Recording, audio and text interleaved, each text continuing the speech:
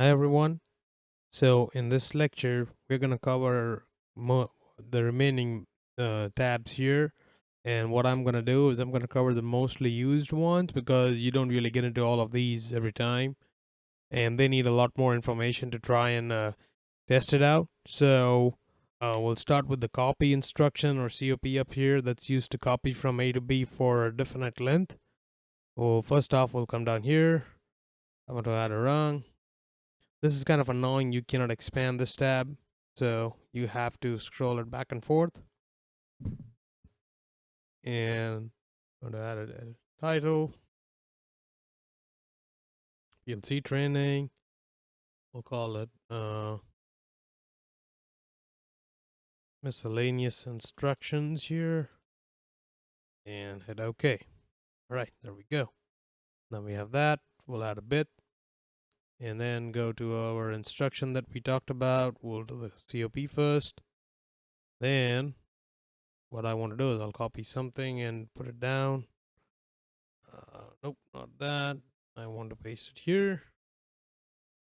And I'll go to B3, click on the usage, and go with that. Okay. Then after copy, the next one I want to use is the fill. So delete that, put a fill. And what else we got? I don't think I've ever used the I don't think I've ever used this BSL or BSR instruction. Those are bit level shift left right. You can do a sequence compare and load in FIFO. So then we have a jump instruction. So we will go ahead and try and use the jump. I'll also show you how to use that by creating a reference program. So for some reason my control Z don't want to work today, so it's okay. I want to bring a jump. Then I want to add a label. So I'll make a label here for this guy. And there's a jump subroutine, so that can jump within the routine itself. So if I want to go run a subroutine, I can. Okay. Then you have returns, so return from the subroutine that would go in the subroutine that we add. This is a temporary end. Then we have an MCR and a suspend. So suspend would basically kill the program, and MCR is something you can use to put in between rungs that you want to be executed based on certain conditions. So I create a blank rung and I add another one here. And we have to go down to the MCR and try and play with that. So anything between the beginning and the end of an MCR would be scanned only when the top MCR condition is true. So you can have something here that would drive this MCR and would go down from there. And I believe what else we got? We got some ASCII control. So actually we'll cover all this stuff in the further ones. Create a separate lecture for all that. So I think that's good enough for what we want to do right now. So first off, we want to do a copy. So you can copy for a length. And what I want to do is I want to copy N710 or the length of 10 into a different register. So let's go offline and create a data file. Actually, we can do B3. Yeah, let's copy B3. That'll be fun. So I want to copy from B3/0 and paste it into B3. Let's see if there's any data. Okay. Well, this is, yeah, B3/2. Let's do that. So we have something to look at. Okay. And then put it into B390. Is there anything used? No. So, yep, we can use it there. Put in B390. And we can specify for the length of 1. So that's done. Now we have a fill instruction. So we can fill.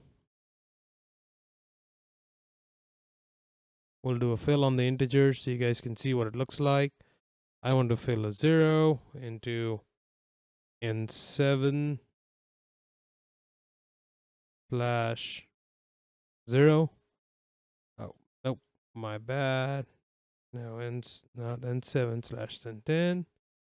And for the length of 5. Okay. Now jump. I need to create a label so I can jump it. So,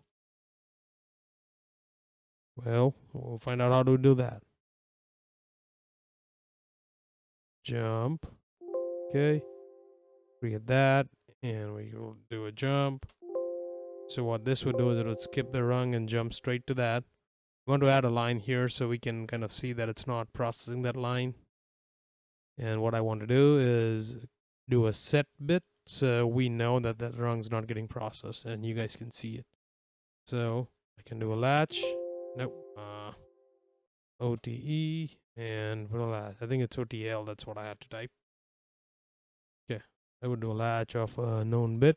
So we will basically take B3, go to usage and latch this guy out. And that should be good. Now subroutine. We want to go and create a subroutine so we can look at it. So to add more programs, you can come up here. You have to be offline. So I'm going to do that. Let's go offline. Save everything. No. Okay. It don't like the edits that we got. So we may have to just take that out. Okay. Let's see what we got. We got a couple of errors. Okay. So .0. That should fix that. Nope. It needs one more.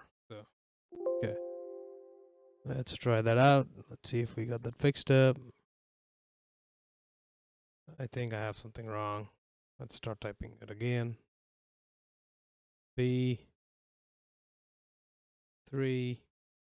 then, okay, I want to do 2/0. Okay. B3, B9, and 0. Okay. That should make that rung happy. Still did not, so. Yep, that's what it needs to be, I believe. We'll find that out real quick. Okay. Okay, there you go. Now we got one more error here. What is it saying? Okay, there's no address assigned to the label. So we have to go to the address symbol and try and create a jump. So, well, we can go to this guy and make that as our symbol of jump. Okay. And close that. Okay. Let's see if it likes that. I have not really used the jump that much, so if output missing on the rung, it needs to have some sort of output here. And okay, we're going to come back to jump after this. Okay, there we go. And now everything looks good. We can, they don't like the processor, so we have to go offline. Do you want to save it? Yes. Okay, I want to copy everything and go offline. Let's see that. Yeah, that's fine. Okay, there you go. Our program's back. I may have to add everything back in, so okay.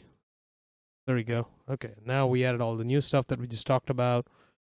I've got MCR up and down. I want to add a rung in between the MCR that probably got deleted. So I want to come down here, do that, and set a latch bit for that.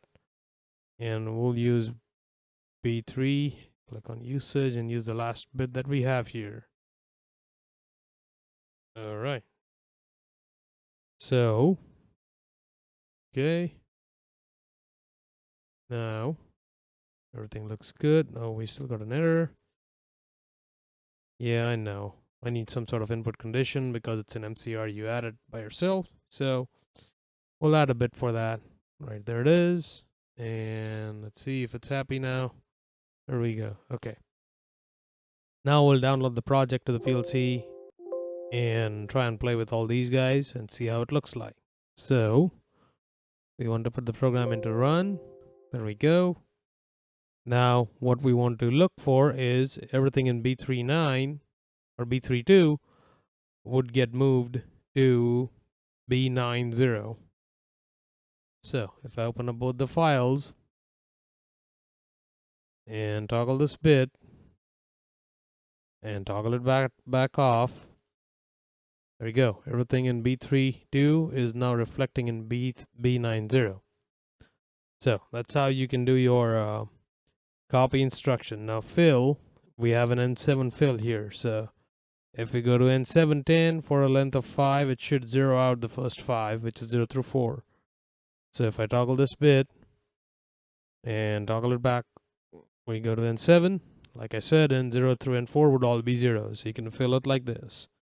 Now, if you noticed, we have an MCR here in this little loop, and this is off even though we have an MCR. That's because we have a condition in front of it. So when you turn it on, it turns on. I can go and toggle it back off. So you use the MCR logic when you have like outputs and you want to control based on certain conditions, and you don't want to add like the same group of conditions in front of everything. You can just put the whole logic in an MCR. Like active outputs of your equipment can be part of the MCR logic. It was a pretty common practice back in the day, and even now people do MCR stuff on their equipment. So yeah, that's how you use your copy, fill, and MCR instruction in this. I am going to cover the jump once I figure out what I was missing in the next lecture. All right, thank you.